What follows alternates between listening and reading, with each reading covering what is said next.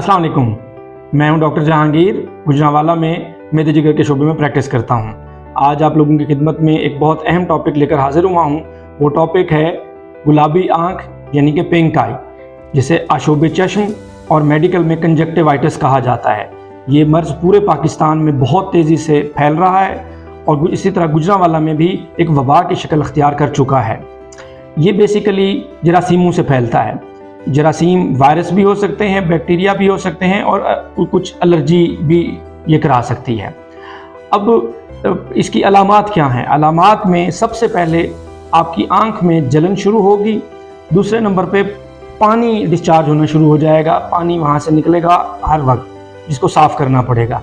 इसके अलावा ऐसे लगेगा जैसे आंख में कोई चीज़ चली गई है, जैसे कोई बाल चला गया है या कोई चीज़ चली गई है, और उसको निकालने के लिए बार बार हम अपनी कोशिश करेंगे अपनी आंख में हाथ मारने की।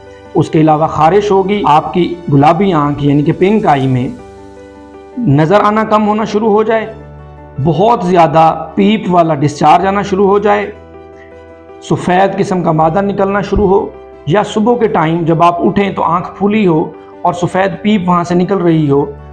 इसके अलावा बहुत ज़्यादा लाइट आंखों को चुभ रही हो और बहुत ज़्यादा दर्द हो आंखों में, तो फिर आपको फ़ौरन अपने आंखों के डॉक्टर से रुजू करने की ज़रूरत है। इसका इलाज बहुत आसान है, क्योंकि ये वायरस के ज़रिए फैलता है। तो ये अपना पूरा साइकिल करके, जो कि 1 हफ्ते से 3 हफ्ते तक मुहित है, ये करके ये इन्फेक्शन खुद ब खुद ख़त्म हो जाता है। इस इन्फेक्शन से बचना बहुत ज़रूरी है। इसी इन्फेक्शन के लिए कहा गया है कि परहेज़ इलाज से बेहतर है। जिन चीज़ों से बचना है मैं आपको बता देता हूँ। सबसे पहले कोशिश कीजिए कि अगर आपकी आंख लाल है, इन्फेक्टेड है, तो अपना हाथ बार बार अपनी आंख पर मत लेके जाइए। अपने हाथों को बार बार साबुन से या हैंड वॉश से धोइए। दूसरे नंबर पे अपनी आंखों को साफ़ पानी से धोइए, या एक कपड़ा साफ़ ले लीजिए, उसको भी आप गीला करके अपनी आंख पे रख सकते हैं, जो कि जलने की कैफियत को, दर्द को, आंखों में दर्द को कम करेगा। उसके अलावा स्टोर्स पे आर्टिफिशियल टेयर्स, मसनूई आंसू मिलते हैं, वो भी आप यूज़ कर सकते हैं। इसके अलावा कोशिश कीजिए कि किसी से मुसाफा मत कीजिए। दूसरा, गले मिलने से परहेज़ कीजिए।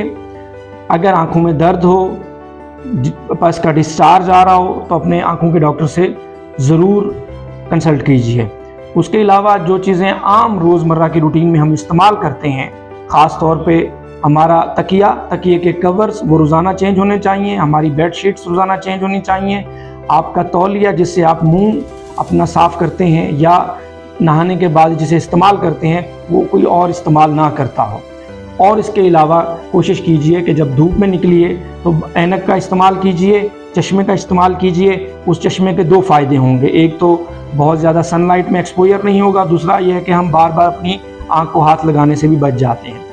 उसके अलावा ख़वातीन के लिए एक अहम पॉइंट ये है कि जो मेकअप का सामान है उसको उन दिनों में बिल्कुल यूज़ ना कीजिए, और वो लोग जो कॉन्टैक्ट लेंसेज का इस्तेमाल करते हैं आँखों के लिए, उनका इस्तेमाल भी बिल्कुल ना कीजिए। सो ये कुछ चंद हिफाजती तदाबीर थी जिन पे हम अगर अमल करें तो इस वायरस से और इस बीमारी से और इस वबा से बच सकते हैं।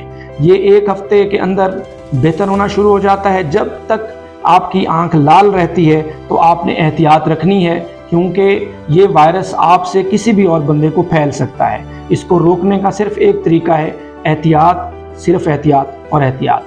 बहुत शुक्रिया।